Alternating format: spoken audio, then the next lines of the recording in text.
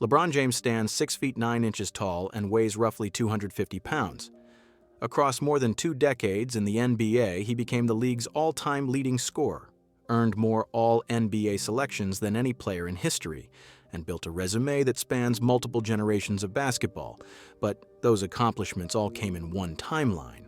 What if they didn't? What if LeBron James had entered the NBA in 1980 instead of 2003? What if he had spent his prime battling the physical defenses of the 1990s?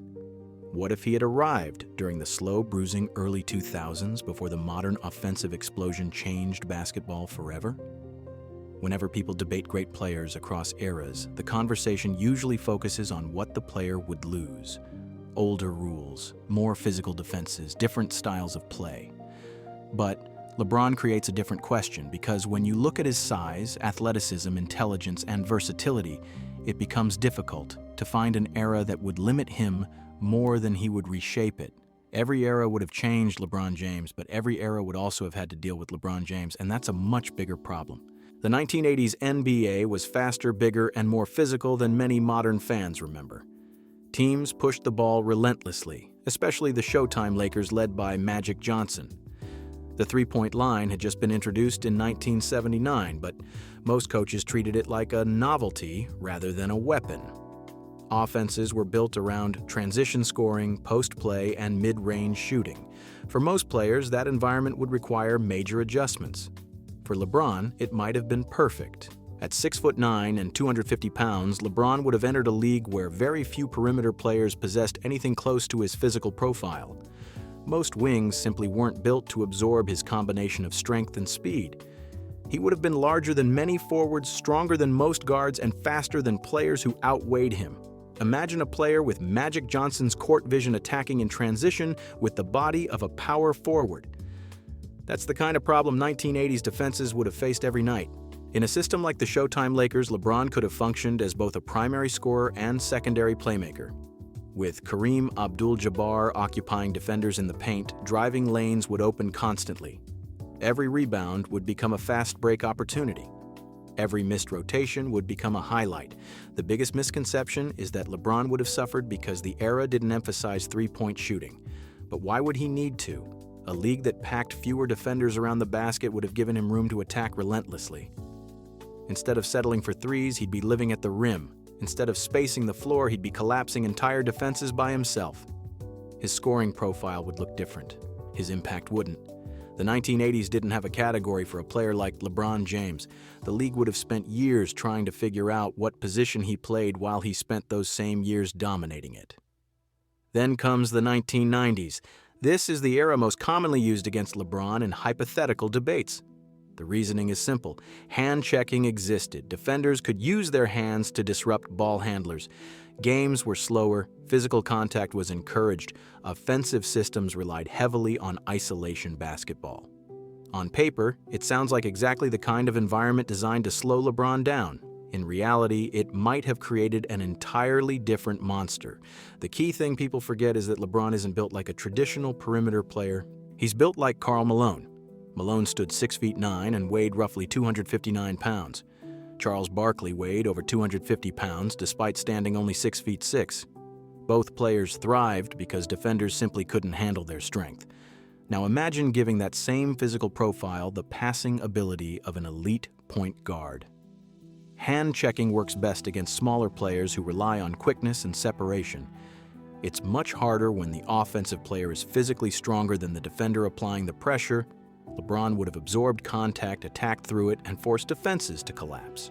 And once defenses collapsed, his vision would have taken over. That's where the era creates an interesting limitation. The 1990s didn't fully reward playmaking the way modern basketball does. Stars were expected to score first and distribute second. Offensive systems were less dynamic, spacing was tighter, and three-point shooting remained relatively underdeveloped. In some ways, LeBron's greatest gift, his ability to orchestrate an offense, would have been partially restricted. But restricted isn't the same as neutralized. Instead of becoming a point forward, he may have developed into a dominant post scorer who happened to possess elite passing instincts. Instead of attacking spread defenses, he'd punish defenders on the block and force double teams every possession. The numbers would change.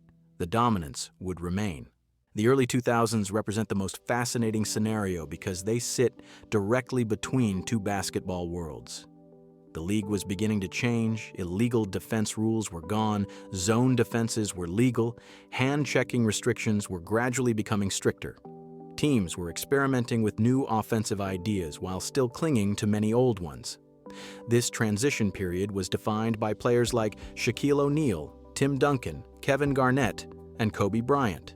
LeBron would have entered directly into that evolution. Early on, defenses could still crowd driving lanes and challenge every possession physically. But with each passing season, rule changes increasingly favored athletic creators who could attack off the dribble. Few players in NBA history benefited from those changes more than LeBron. As spacing improved and physical restrictions loosened, the value of his skill set increased dramatically. Every adjustment the league made seemed to unlock another part of his game. By the middle of the decade, LeBron would have become nearly impossible to contain. Too strong for guards, too fast for forwards, too intelligent for defensive schemes built around predictable reads. The league was evolving toward versatility, and versatility happened to be LeBron's greatest strength. Then came the 2000s and 10s. For the first time, LeBron didn't need to adapt to the era. The era adapted to him. Teams embraced spacing. Three-point shooting exploded. Positionless basketball became the dominant philosophy. Coaches prioritized versatility above specialization. Suddenly, every franchise was searching for players who could dribble, pass, shoot, defend multiple positions, and make decisions at a high level. In other words, they were searching for LeBron James. The modern NBA wasn't built around one player, but it often felt as though the league had spent decades moving toward the exact type of athlete he represented. A 6'9" playmaker who could run an offense, score at all three levels, switch defensively, and control the pace of a game became the most valuable archetype in basketball. LeBron wasn't just successful in this environment, he became its standard. The adaptability question ultimately has a simple answer. Every era would have imposed different restrictions on LeBron James. The 1980s would have reduced his reliance on three-point shooting while amplifying his transition dominance. The 1990s would have forced him into more physical battles while allowing him to overwhelm defenders with size and strength. The early 2000s would have rewarded more of his game with each passing season. And the modern NBA became the closest thing basketball has ever had to an ideal environment for his complete skill set. But the deeper truth is that every era would have faced the same fundamental problem. No era has ever produced many athletes with LeBron's combination of size, speed, power, intelligence, passing, durability, and scoring ability. The rules change, the strategies change, the pace changes, LeBron changes with them. That's why the debate isn't really about whether LeBron James could survive in another era. It's about whether another era could survive LeBron James. The 1980s would have tried to outrun him. The 1990s would have tried to outmuscle him. The 2000s would have tried to crowd him. The modern NBA tried everything. And eventually, all of them would have reached the same conclusion. Different decade, different rules, different opponents, same result. LeBron James dominates every era of basketball.